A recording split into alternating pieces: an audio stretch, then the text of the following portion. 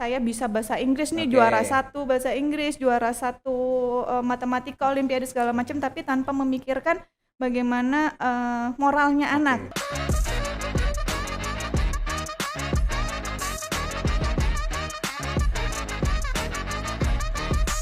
Ngobrol-ngobrol, ujuk-ujuk. Jumpa lagi dengan Pojok Papat, ngobrol-ngobrol, ujuk-ujuk sepakat. Saya Bina Wiyantara sebagai host di sini, dan pada saat ini kami akan menghadirkan sebuah program wawancara khusus dengan calon legislatif dari Partai Golkar. Dan untuk saat ini kita akan berkenalan dengan Mbak Kartika ya. Halo. Ya, selamat apa ini sekarang? Sore. Selamat sore. Sore, oke. Mbak Kartika, terima kasih atas kehadirannya di studio kami dan juga semangat ya dengan pencalon yang luar biasa di sini. Mungkin sebelumnya bisa memperkenalkan diri kepada sobat Pojok Papat tentang diri jenengan. Oke. Selamat sore para sobat Pojok Papat. Jadi gimana ujuk-ujuk? Ngobrol-ngobrol, Oke. ujuk-ujuk sepakat. Ngobrol-ngobrol, ujuk-ujuk sepakat. Sekarang kita udah pakai kuning nih Mas, Oke. berarti kita sudah siap untuk menang ya Partai Golkar. Amin. Sudah warna kuning, sudah warna semangat, berarti Siap. siap untuk menduduki seluruh kursi. Amin. Oke. Oke. Perkenalkan Pojok Papat, saya Kartika, nggak ada nama panjangnya, nama saya cukup satu kata, Kartika, cukup pendek dan tapi cukup penuh makna. Nah, ya. cukup harus diingat. Harus nggih. diingat, oke. Insya Allah saya akan mencalonkan diri saya sebagai calon legislatif dari Partai Golkar di Kecamatan Klojen Kecamatan khususnya. Klojen, oke. Nggih, gitu. Kalau misalnya kenapa sih nama saya pendek? Jadi saya juga kemarin sempat tanya ke orang tua saya, "Ma, Oke. kenapa kok nama saya pendek ya?" Sebenarnya nama pendek dan penuh arti, bener tadi Penuh arti katanya. ya, Nggih. oke. Kartika itu namanya 7 bintang kalau 7 dalam arti. bintang. Nggih, Oh, berarti saya luar biasa. itu lahirnya di malam hari. Oke. Dan saya mau ditempatkan di mana saja insya Allah akan menjadi bintang. Amin, katanya luar gitu. biasa, keren. Amin, nggih. Karena Mama menyiapkan nama saya hanya satu kata, disiapkan untuk nanti saya diisi dengan gelar-gelar saya. Oh, Wah, yang panjang yang gelarnya panjang. gitu. Oke, nggih. Karena siap. ngapunten keluarga saya semuanya adalah keluarga pendidikan, Oke. termasuk saya akhirnya mau tidak mau akhirnya terjun di dunia pendidikan. Oke. nggih, Ya, gitu. Mbak Kartika. Jadi latar belakang pendidikan ini mungkin yang mendorong jenengan untuk. siap, benar. Kira-kira apa ya? Dari situ motivasi apa yang membuat jenengan berani untuk mencalonkan diri pada masa pemilihan saat ini? Nggih, kalau berani akhirnya saya terjun di politik ini, apalagi saya akhirnya turun di calon legislatif, karena memang saya basicnya 8 tahun di dunia pendidikan, Oke. saya berkecimpung langsung di dunia pendidikan, jadi ini PAUD Kartika. Kartika Pradana.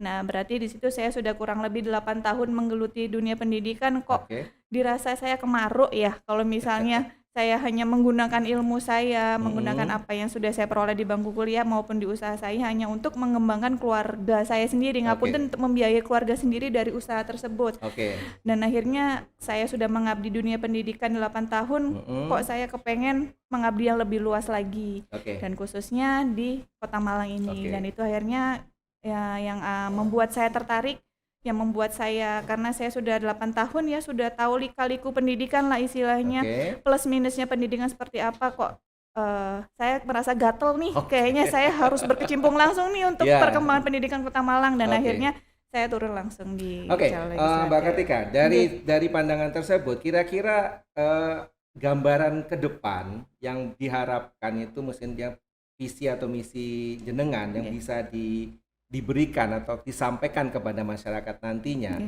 yang kira-kira membuat mereka bisa mewujudkan ini, otomatis kan Mbak Kartika harus lolos nantinya. Nah, kira-kira apa yang bisa diberikan kepada masyarakat sesuai dengan gambaran ke depan seperti apa? Diberikan mana ya? Maksudnya Visi misinya visi jenengan. saya. Nggih, seperti kita tahu ya, pendidikan saat ini lalu dengan generasi saat ini nggih, generasi yang bullying, ngapunten, generasi bullying, terus pelecehan seksual, ngapunten.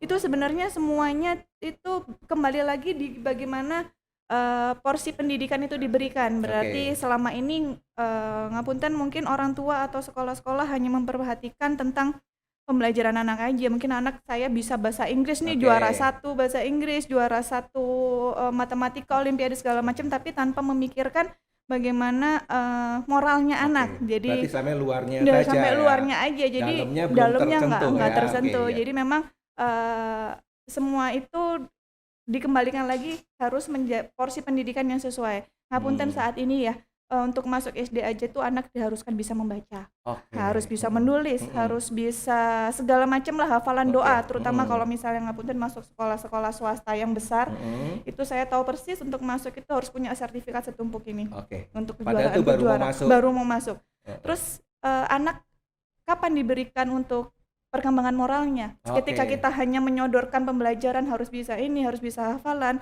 terus sedangkan untuk pembekalan moralnya tidak ada, dan itu akhirnya mengakibatkan jangka panjangnya ya kejadiannya ada bullying, anak tidak merasa percaya diri, sosial emosionalnya kurang. Nah, saya ingin mengembalikan ranah pendidikan yang seutuhnya, di mana ketika dari kecil anak itu sudah yang diperoleh itu hanya untuk perkembangan moral saja, kesiapan anak untuk masuk SD. Kesiapan itu tidak hanya membaca, menghitung dan seterusnya, memang semua paket lengkap. Jadi paket lengkap harus dari moralnya, sosial emosionalnya, termasuk pendidikan untuk kognitifnya seperti itu. Jadi biar balance. Biar gitu ya. balance. Jadi yang dilihat Mbak Kartika selama ini bahwa itu hanya dalam hal ilmunya saja, luarnya saja, seperti dalam hal tingkah laku, mungkin unggah-ungguh mungkin yang selama ini kurang. Kira-kira pendidikan semacam apa yang kira-kira kalau yang digambarkan yang mungkin akan diusulkan sebagai legislatif nanti ke dalam hal mungkin dalam peraturan dan sebagainya, gambaran seperti apa yang kira-kira akan diusulkan saat sudah terpilih nanti? Yang jelas peraturannya sih yang harus diubah. Peraturan seperti apa ya? Peraturannya seperti sebenarnya sudah tertera jelas untuk persiapan masuk SD itu tidak harus bisa membaca,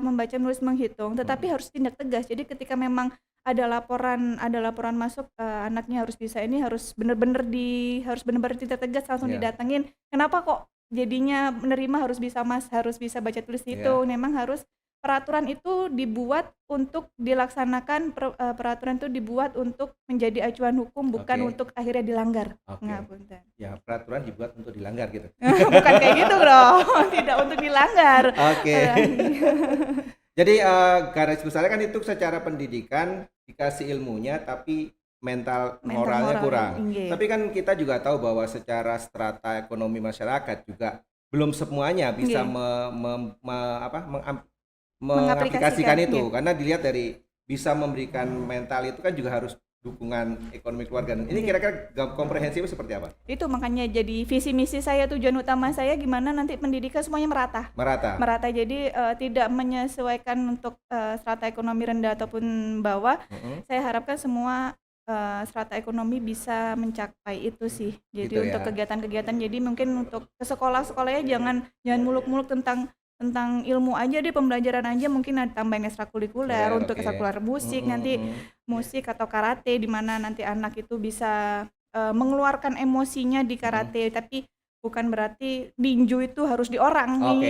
Jadi memang harus ada tempatnya masing-masing. Dan itu visi misi saya, gimana saya kepengen strata ekonomi itu tidak menjadi hambatan di mana untuk perkembangan anak seterusnya. Gitu. Ya, terima kasih Mbak Kartika, luar biasa sekali ya. Mudah-mudahan dengan visi misi itu dan juga dengan gambaran dan harapan itu bisa membawa jenengan terpilih nanti. Dan untuk sobat Pojok Papat dimanapun berada, ingat ya, ini Mbak Kartika akan mengaspirasikan aspirasi jenengan. Nanti bisa dilihat, nggak tahu nomor berapa besok ya, belum tahu. Jadi diperhatikan, dan kami harapkan bahwa masyarakat semua untuk dalam pemilihan kan memerlukan wakil-wakil yang luar biasa. Jadi diharapkan juga partisipasi jenengan untuk bisa mensukseskan pemilihan umum yang akan datang. Terima kasih atas atensinya. Saya Bina Biantara dengan saya Kartika. Undur diri dari acara ini dari Pojok Papat. Sampai jumpa.